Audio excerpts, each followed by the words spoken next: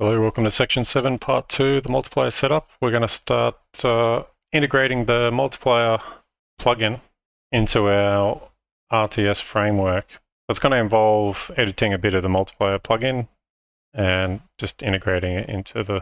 And the reason for that is the multiplier menu itself includes a game data system, whereas we already have our own game data set up in our framework, and we just need to replace the multiplier one with our one. If you were just generating a new project from the multiplier menu setup, you wouldn't need to do this, but for the framework we do. So I'm going to start in the core, and we're just going to create a HUD class first, because we will need to display the menu.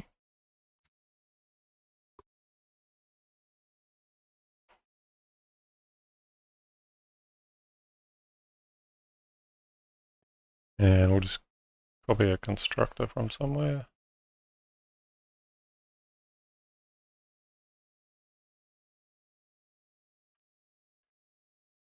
And we'll just want a function.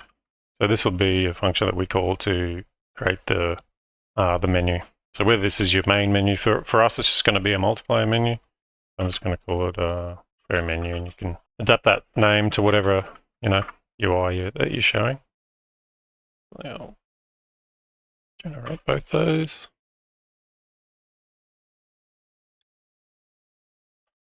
So before we start filling this out, we're going to need some settings. So I'm going to come to our settings class here, and I think just at the top will do. I'm just going to add some UI configuration section here, and let's just copy this. And this is just going to be an array, and we're going to create a data struct for this, and it's going to be UI configurations. So this will be just a place to store all our UI that we make and that we want to load at some point. So, sorry, we're just going to get a bit all over the place here, but we're going to come to data and core data types, and we're going to create a struct for our UI configuration.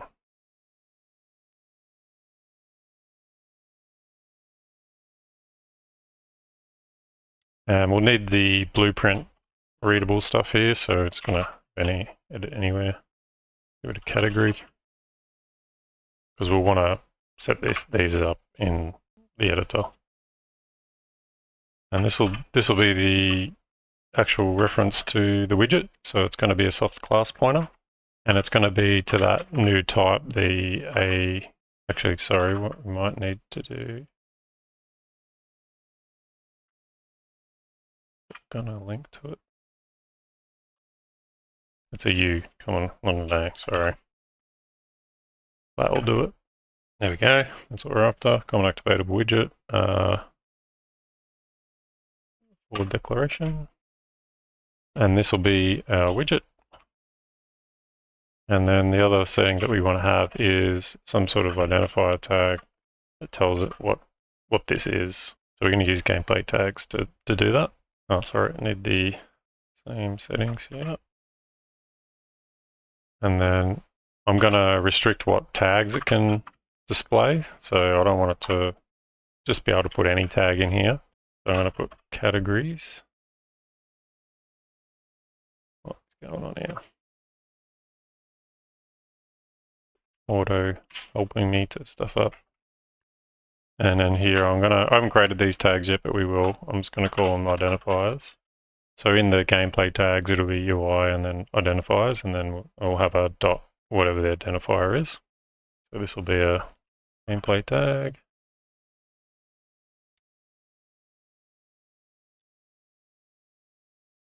I think this might actually need to include, not just the forward declaration. I'll take that out.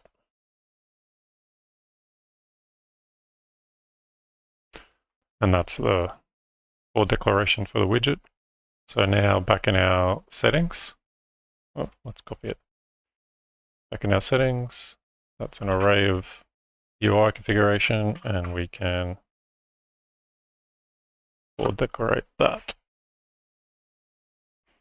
So now in our HUD, we want to get our settings.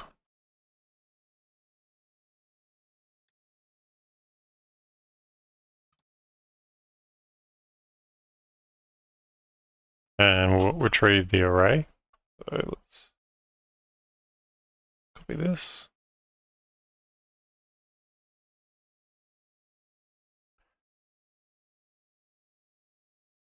And then we'll loop the array.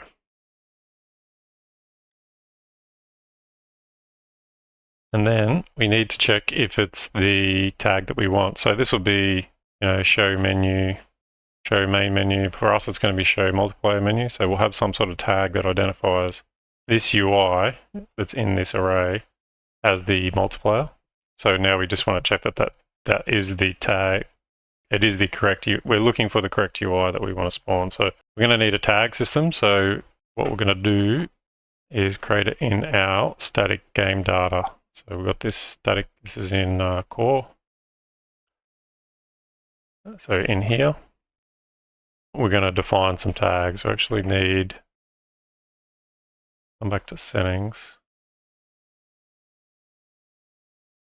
Where was it? Sorry, game data. Grab this. Actually, I think that might be the wrong include. I think we just want it's native gameplay tags. That's the one. So change that include to native gameplay tags. I think that includes the whole lot, not just container. And then we want that same tag in static game data because we're about to use it. And we're going to put this in its own namespace so we can just reference these tags. This is sort of like a way of setting up gameplay tags in code, not through the editor. I'm going to call them UI identifier tags. And then in here, I'm going to declare the tag, gameplay tag external, and we just want a name for it. And call this multiplier menu. And then, does this have a CPP? No, we don't. So we need to create a CPP. So I'm just going to come into the private data. Yeah, we don't have one. Create a file in here.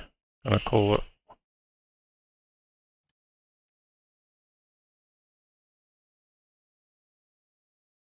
in here we just want to reference back to our H file. And then we'll need the same namespace.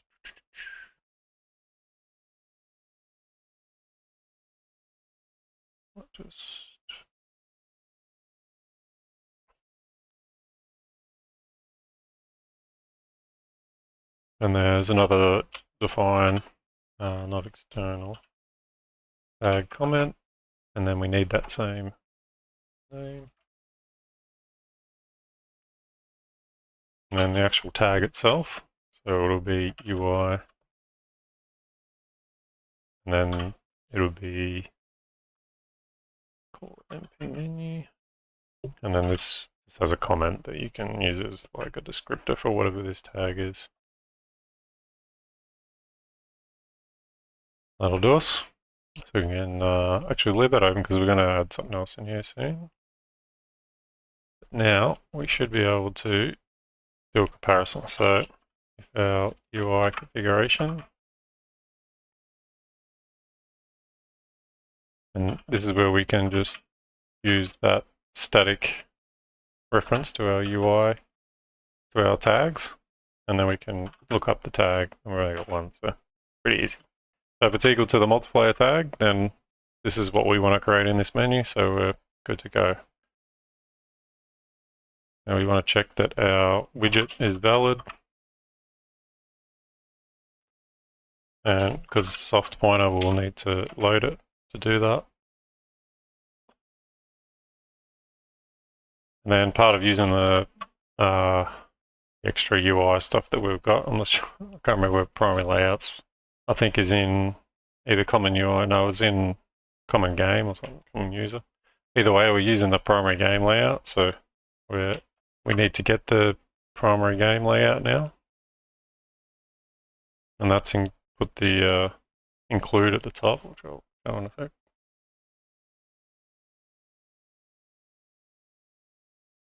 And we need for the primary player one.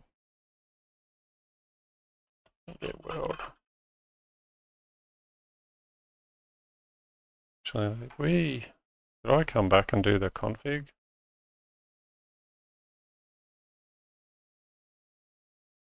Yeah. That's what points to the layout, the policy. Right. I thought that I forgot to do that last video. So now the layout has a function to push widgets to it. And we're going to do an async. And it's going to want to type here, which is a common activatable. And now we need to tell it what layer to push it to. And we haven't really covered this. If you've done the multiplayer series, you probably know what I'm talking about. But if you haven't, then the primary game layout, basically you register layers that you can push things to. So you have a layer for the menu, a layer for the game, a layer for modals and pop-ups and stuff. So that's what it's looking for now. If we come into the multiplayer plugin and we need to go, we come into the static data. These are the layers that are registered in the multiplier plugin. So we need to do the same thing here, but what I'm going to do is I'm going to leave these here because otherwise it'll break the multiplier thing, but we're going to create our own layers in our own static data. Oops, that's CPP.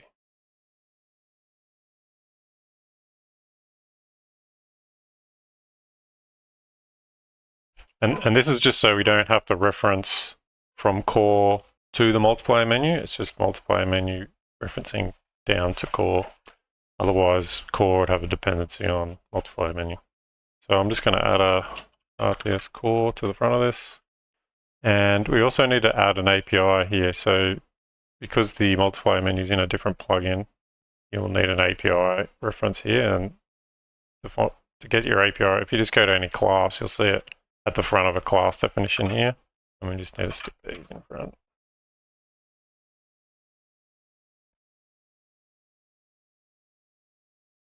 Like so. And then we just need to do the rest of it over here. And again, we can just go to our and copy this. Don't get confused with the naming here. They're very close. And just copy that name over. And there's going to be some places in the multiplayer where we need to change that out. So we can close this static game data off now so we don't get confused which one's which. But you can see here now in our HUD, we can look up our layer. Can tell it, oops, that's the wrong one. It's UI layer. There we go. And we want it to be the menu. Now the next one, there's a few settings here you can see from the pop-up. The next setting is the suspend input until complete. Sure, but we're not going to notice it. It's going to happen so fast. And then we want to pass the widget. So it is this. Actually, we'll do load synchronous as well. Just bring this down a line.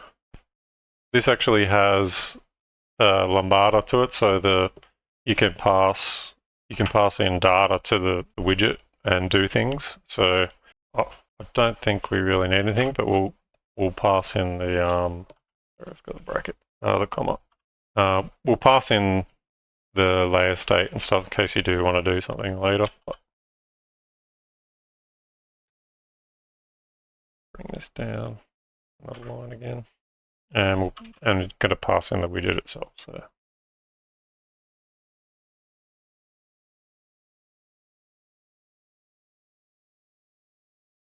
and that doesn't need a bracket there because that's the end of it there. All right. So that's the bracket enclosing the whole. So we're passing, instead of just passing some parameters, we're passing the lambda. But we don't really need that now, but that's just how it's done in the, like if you see on it, like this is from Lyra. All this stuff, so that's how they do it in Lyra. And then in here they have so with this state you can do something like after it's pushed to the stack, so basically after it's loaded. And there's also some cancel handling. So if for some reason it's cancelled, the loading of the widget is cancelled, you can like delete the widget and do some cleanup or whatever. We don't need to worry about that now. So that will be our HUD. And we're not calling this from anywhere yet, but we will. So let's do that part now. Manages game state. This is our game state. All right. So where we want to do it is on the game data loaded. Before it finishes, we want to register a task here ourselves. So the game data should be valid now. So we can say, there's this thing on here to show in menu. B show menu. And then if we do want to show the menu during the initiate phase, we want to pass a task.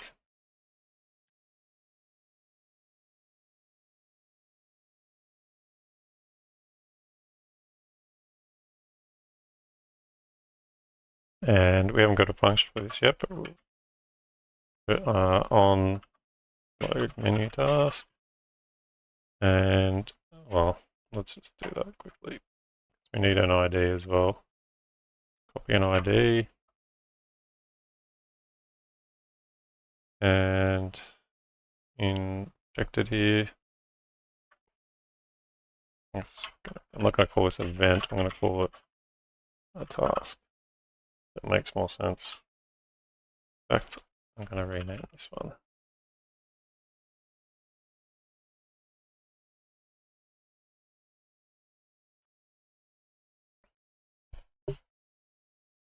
So that's good, and then we want to pass out task ID. And then a debug string. I'm just going to make something hard to see here.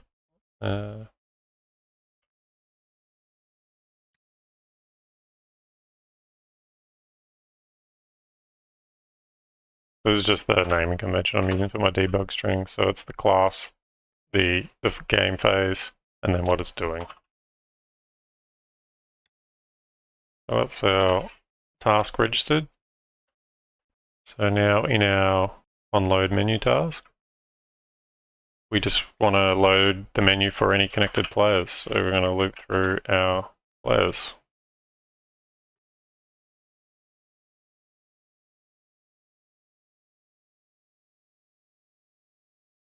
So we're going to send it to our player controller.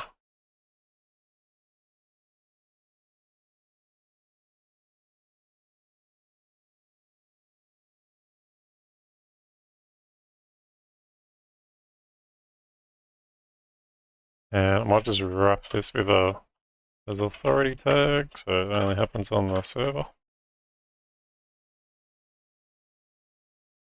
And copy this, go to our player controller.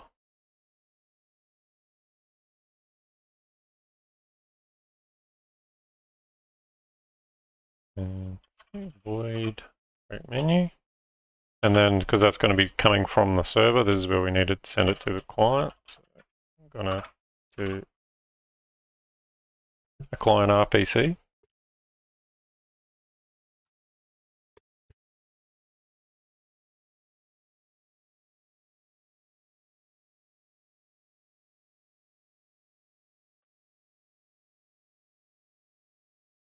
So the first function is just going to call client create menu.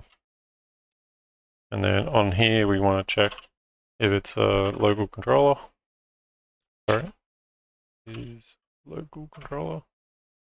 And then we want to get the HUD. So it's our new HUD that we just created. Core HUD.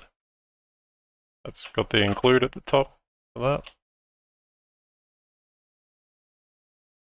And the player controller has a reference to the HUD, so you can just do get HUD. There's something there, an equal sign. So we have the HUD now. We can call our show menu const. So that'll create the multiplayer menu for the client, or any client, all the clients.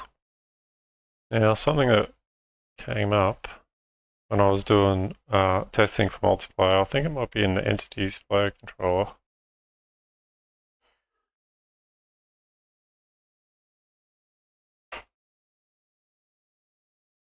Begin play. When we create this box select widget, when we need, because begin play runs on both server and client, we need to check if it's local controller there. Otherwise, we're trying to create a widget on a server. So that just came up as an issue. And one other issue actually that I had, it might have been just a typo, but on the game state, I'm missing the super for the replicated props. So that is going to break replication and all sorts of stuff. So make sure you got the super. I'd say that was just my typo. Probably might not have done that one, but just double check that because that'll stuff everything. All right, so now what will happen is when the game data is loaded and we're in the initiate phase or beyond, the multiplayer menu will be loaded if the current game data says so, which if you recall, our default game data does say load the menu. So we should be able to close HUD now. Should be able to close game state, player controller. Yep. I think what we'll do is we'll close everything now so we don't get confused because we're going to go into the multiplayer menu and we need to fix up the references. So if we have a look, yeah, this one. So we come into where the multiplier, so it's not under framework, it's just under UI menu multiplier, and we've got all our buttons here and UIs and stuff. So this is where we need to fix up what it's referencing to. So for example, let's see if we can, I think the list is probably the easiest example.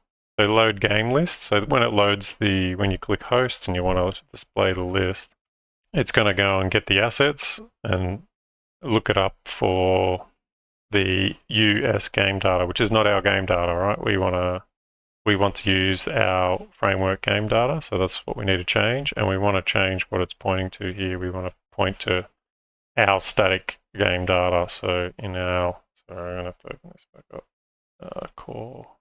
So we want to point to our static stuff. So if we ever change this or something like that, it's all pointing to the one place. We don't want two sets of data kind of doing the same thing. So what we're going to do is copy that. We do find usages, we can. So this is going to tell us where we need to change it. So this is going to be that, and we're going to include, instead of the static game data, basically what we want to do is we want to get rid of all references to this and use our static game data.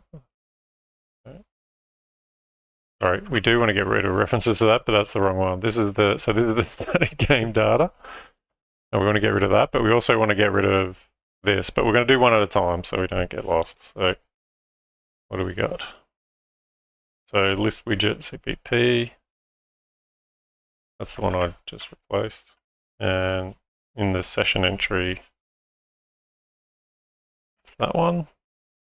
Again, just include static game data and remove the other one, and then you should get some more errors and they'll tell us what else we need to change. So if we come back to our core static game data and copy the game mode, which is what one's done, let's close that. This is what this is, the game mode. And what is in there. I'm going to open. Let's just do it this way.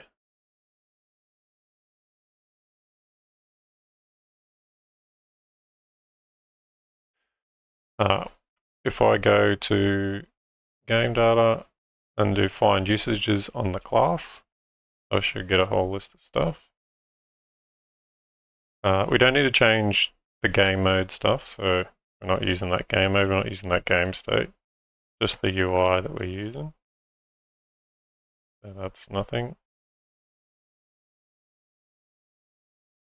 It looks like we've got the button game widget, and we want to change this to our core game data,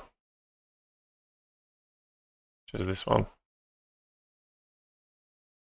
The other thing that's going to happen is there's going to be different variable names, which we'll need to go through and fix. But if we just get all the class references first, so that's what I'm talking about there. So that's all there is in this. So this one is not game map, I think it's map name.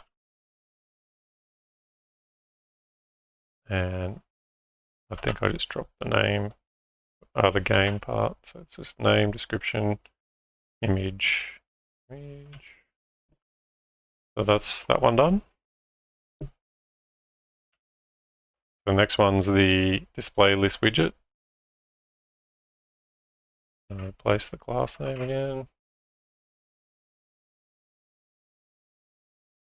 Put the include in for our core game data asset. Our widget class must have a different name, does it? Oh, we don't have a widget class. We'll need to add that. So let's go to our game data and just copy it. So this class, we don't need the menu class because we're handling that through our settings, but this game display widget class is probably good to have in the data because then you can have different formatted display widgets based on different game types then, and it'll just be in the game data itself. We're going to get confused with game assets here, but let's close that game asset from the multiplier menu now. And we need to include a declaration for the common user widget, for that widget we just added. And I'm going to copy this again, but I'm going to close it.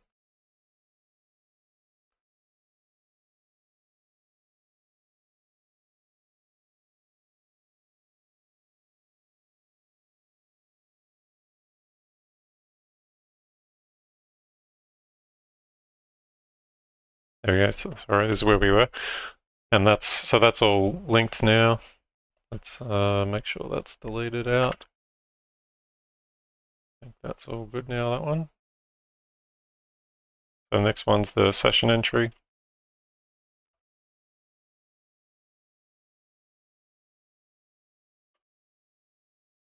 And that's just name, and that's map name.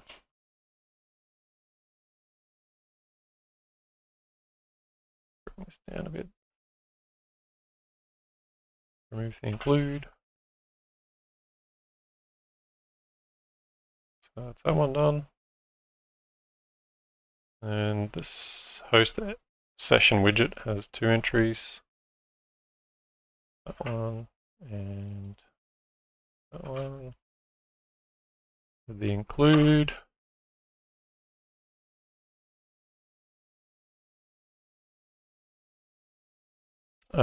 We don't actually have extra args. I haven't added that to the framework. If you do want to add that, I'll show it. So you can just attach arguments onto the end of the string for the game server. Where is that?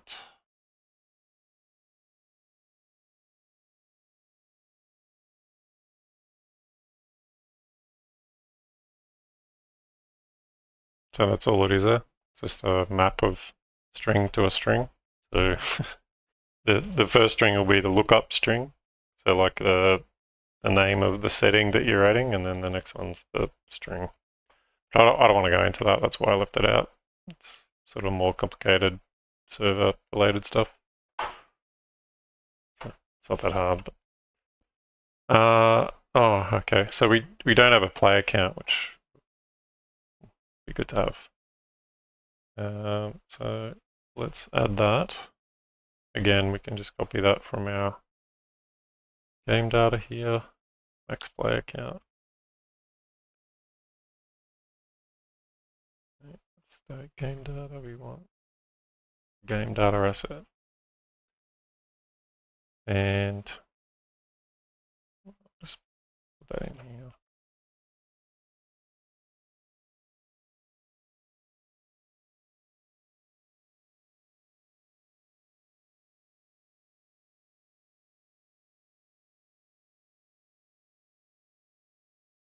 That's all good. I think I removed the include, did I? Still looking at something. Okay, and that's gone now. Right, we do have more of these things, so I might just come here, go find usages on this one. Again, we don't need to worry about game mode. Oh, that's the only use. So we'll just replace that with our, what is it? Oh yeah, the game mode one. This one.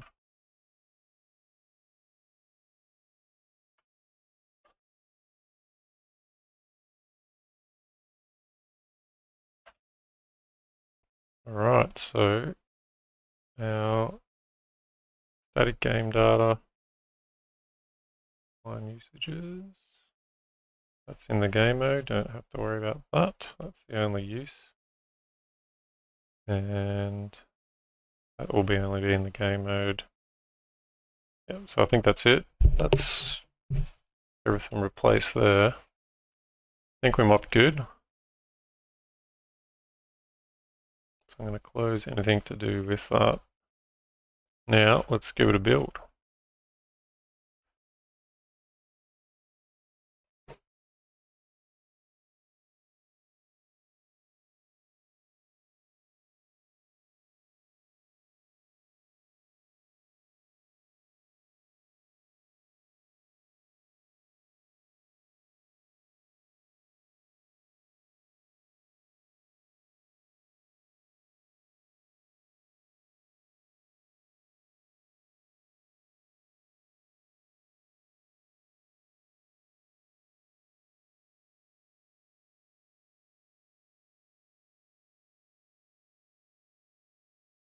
I think this error might be because I forgot the blueprint type.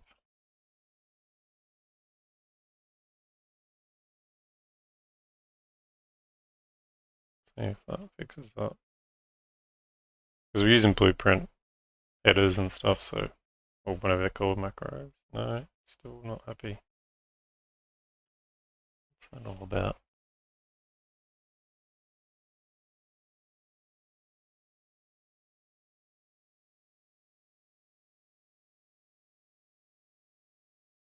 Yeah, so for whatever reason, I think this wants the include for this, not the declaration. I'm just adding that include there.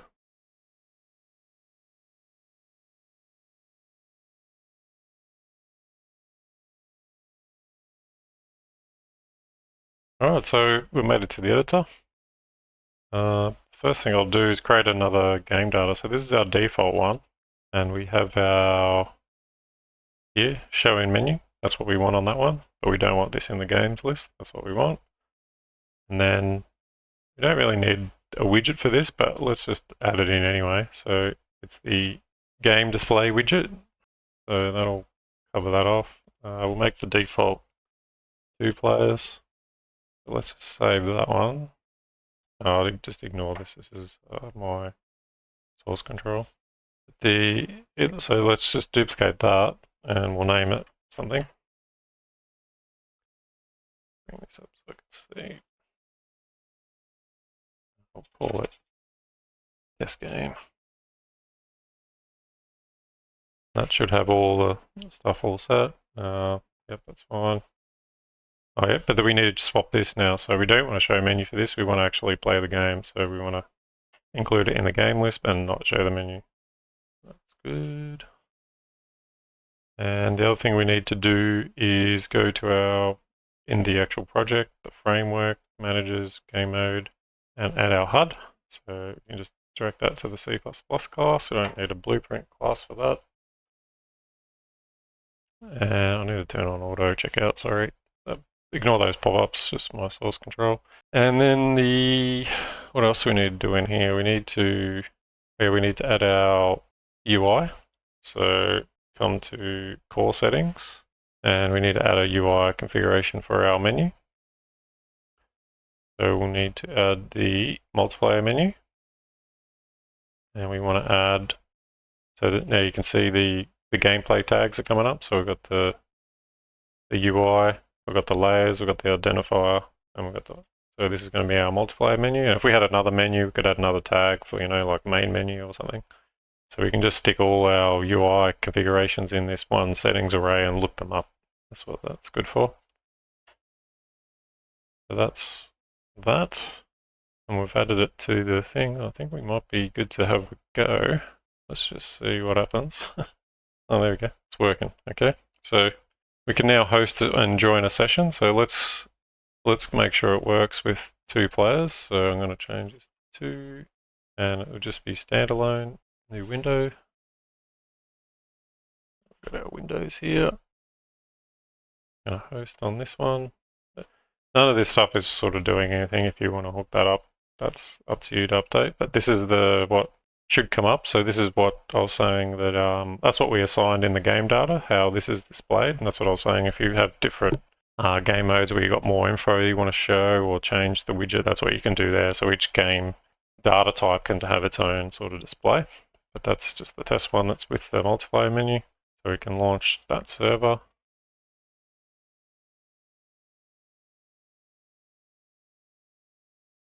And it's come up with the name. Not a very good ping for a LAN. Looks like it's not going to work. All right, back in the C++. I'm just going to stop it because it's actually crashed. But the error is the reason why we're installing multiplier, is to find the errors, and the error is coming from our Teams Manager component. So we need to come down to Teams, and it's just a typo that I've done when I did the Team Manager component. So in the Teams Manager, and we've got assign random team somewhere. It's assign player to random team. In here, I'm getting the random index, and then I go to remove the index, but I'm passing in the random team ID, which is not the index, so it's out of scope of the array, and that's what's causing the issue, I think. But that's just the typo. I'll put in the ID, not the index. Back in the editor, let's give it another go.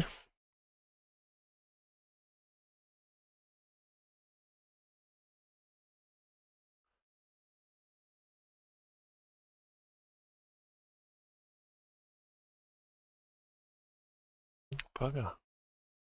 Welcome to my example of why you should test multiplier as you go from the start. I have looked for this error before and I found it, and it is in the entities player, and where we assign the AI player controller. And for some reason, I put the entity as the owner of itself, which is not what it is. This should be the player pawn.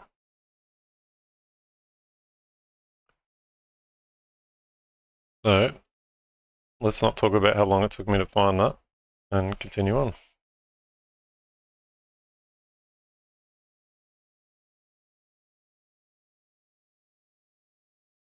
Whammo, we have multiplier. So look around. Should see heaps of people.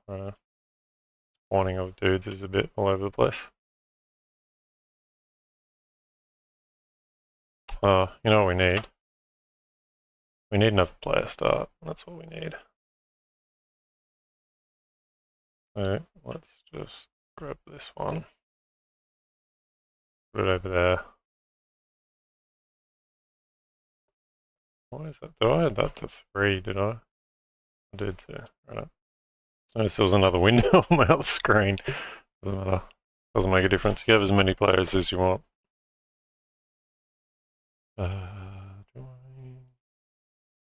Oops.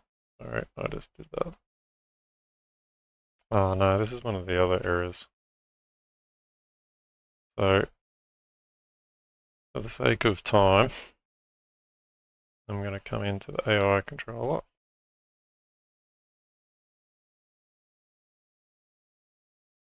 On the init here, I'm just going to disable all this, right? So this is an issue I need to come back to. The perception system's being stupid. So what will happen is you can host the game once. When you host the second time, it's like the perception system is persistent across the sessions. So I'm not sure. I haven't debugged that one yet, but figure it out. Did I save that player start? I think it might have crashed and not.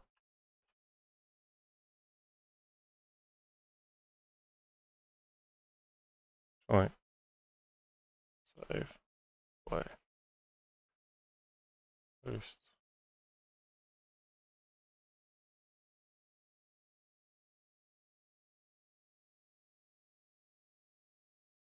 There we go. All right, so we can see there's 2 players in each. They got multiple units, and they're weirdly spaced, but let's just not go into that. We're in the game. Yay! More troubleshooting to come, but that's the multiplier setup. See you in the next episode. Thanks for watching.